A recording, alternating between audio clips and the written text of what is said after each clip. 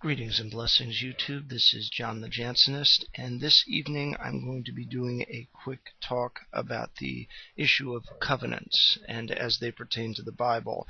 I was inspired to do this particular video after seeing a recent interchange that occurred between the infamous atheist blogger D.P.R. Jones and the equally infamous evangelist Ray Comfort, who on a interview with Shock of God, a individual that I am subscribed to, who is a well-known YouTube Christian blogger, he stated that he was giving out free meal tickets to Red Lobster.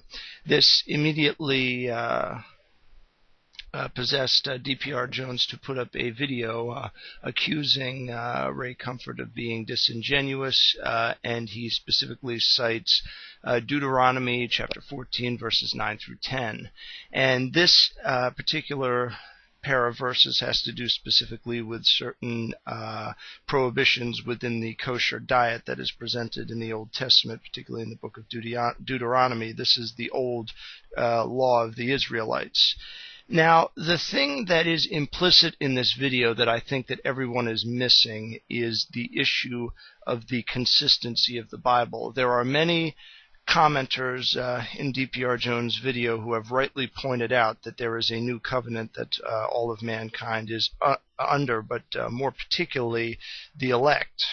And that has to do specifically with the fulfillment of the old law, and then under the new covenant there is a transference of the nature of the law unto Christ. Now, the thing is that the gist, the overall drive of D.P.R. Jones's video has an implicit criticism of the Bible as being inconsistent, as it's saying, well, God must have changed his mind. You know, at the beginning, there was all of these prohibitions on all of these different things laid out in the Old Testament, and now all of a sudden all of these have vanished. What's going on here? Well, this is not really so much of a mystery if you have a good grasp of covenant theology, and I'm going to preface this by citing one of the earliest passages dealing with the topic of covenant, and this is found in Genesis chapter 3 verse 15. And I will put enmity between thee and the woman, and between thy seed and her seed. It shall bruise thy head, and thou shalt bruise his heel. Now, there are some important things to note here. First off, it states that there will be enmity placed between the serpent and the woman, and this specifically pertains to the relationship between Eve, the woman, and the serpent. And we go further, and between thy seed and her seed. So what we have here is an implication of future events, specifically as they pertain to the relationship between the children of the devil. These are being those of sin, those who are the product of this transgression which the serpent had initiated, and the woman Eve, and it speaks specifically to her seed. Note that Adam is not mentioned in here at all.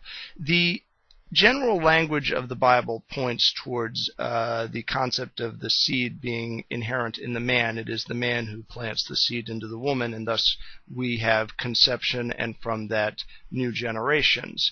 But he refers to the woman in the singular, and this is a reference to the virgin birth that is going to come later, and it is the first indication of the promise that will be fulfilled later. So right away, from the beginning of the Old Testament, we have an example of a new covenant. It is not named a new covenant yet, but that language will come into play later. There are specific verses that have to do with the old and new covenants, and I'm going to place all of the verses up here on the screen.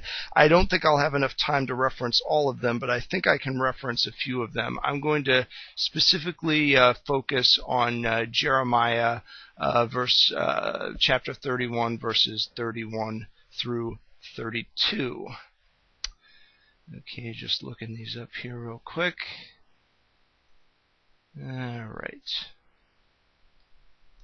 Behold, the days come, saith the Lord, that I will make a new covenant with the house of Israel, and with the house of Judah, not according to the covenant that I made with their fathers in the day that I took them by the hand to bring them out of the land of Egypt, ergo the Mosaic covenant, which my covenant they break, although I was an husband unto them, saith the Lord. So here we have an implication already, even before the birth of Christ, that there is going to be a new covenant coming, and that this new covenant will have a new set of standards that are different from those set forth in the Mosaic covenant. Again, we're referring back to Deuteronomy. Now, one might argue, oh, he's changing his mind. No, he's not. This assertion is fully consistent with what is stated in Genesis 3:15. Now, one may then ask, well, wait a second, God changed his mind after Adam messed up in the garden, so, he must have been caught by surprise, so he's obviously not omniscient. But remember one thing, if we go back earlier to Genesis chapter 2, verses 16 through 17. And the Lord God commanded the man, saying, Of every tree of the garden thou mayest freely eat, but of the tree of the knowledge of good and evil thou shalt not eat of it, for in that day that thou eatest thereof thou shalt most surely die. So we have a contingency that is set up here, and this contingency is fulfilled, so there is no inconsistency to actually be found here. God does not elaborate further on what the implications of this death are until later in Genesis chapter 3 after the transgression, but we note that there is a very consistent flow of events throughout the Bible, throughout the Old Testament, leading up to the New Testament.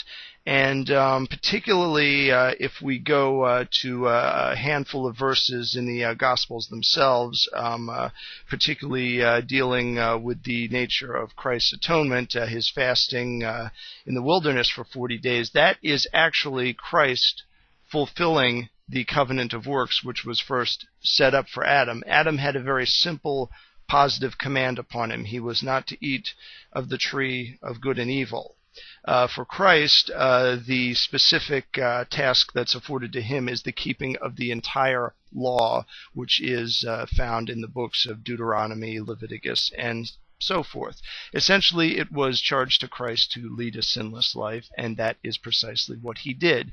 And when you go beyond the Gospels into the book of Acts and the following epistles written by Paul and the other apostles, and I'm going to leave some examples of some verses that you can cite for this, it is stated very clearly that Christ's specific function was to impute onto us the keeping of the law, and thus his righteousness, which is all-powerful and godly, is imputed to us, and therefore we are under the law unto Christ. And again, I'm putting the verses that cite this up here right now. So essentially, the thing is that there is a misunderstanding dealing specifically with the nature of law and of grace. Law pertains specifically to the old Judaic law, and grace has to do specifically with the new covenant. This is the covenant of grace specifically. Now, the thing to understand also is that the covenant of grace actually comes into effect before the birth of Christ, and it is seen through the commands of the prophets and also through those various figures in Israel whom God shows favor with. We can go back to the example of Noah, we can go to Abraham, Isaac, and Jacob. All of these individuals had grace imputed upon them directly by God as types and shadows before the birth of Christ. So there is a consistency in the way in which people are brought into obedience with the law, because according to the doctrine of original sin, it is not possible for anyone to come into full compliance with the law without that grace that is imputed from Christ. And even then, the process of sanctification by which we come into conformity with the law is a gradual process that will come about over time as the sanctifying Spirit comes more into effect. And this is greater elaborated on in other verses, which I'm now going to be posting on the screen. So the lesson to take from all of this is simple. Although it is a lengthy process becoming familiarized with the way that the scriptures actually work, and that there is an actual flow of events, and that there is an actual implicit doctrine that is very specific. We are also made aware of the fact that there are many who will not come to understand this out of willful ignorance, and that God, in fact, hardens individuals in this wicked way of viewing things, and that it is all a matter of God's power and of God's election that we come to a saving faith, and from that we come into conformity with the law. And remember, the purpose of the law is to display that we are fallen, and that we only come into conformity with the law by the grace that is imputed to us by the advent of Christ's atonement and his crucifixion. So that is essentially what I wanted to articulate here. This was not meant to be a direct response to D.P.R. Jones, although I have left this as a response to his video, just to further educate anybody who's interested in regards to how the Bible works specifically, because I know that the responses that have been given below are not going to be sufficient to refute D.P.R. Jones, and I don't think even my response would be fully sufficient to make him change his mind, because his mind was made up long before he put this video up, and it will continue to be made up long after he sees every additional video that is probably going to be made in response to future videos that he makes. That's just simply the way it goes. If he has a change of heart, it will not be of his own doing, and if he does not have a change of heart, it will be of his own doing, and it will be because there was nothing outside of himself that came in to intervene. That is the way grace works. It is a sovereign grace, and it is a most contingent grace, and it is contingent upon the decree of God that was set back in the very beginning.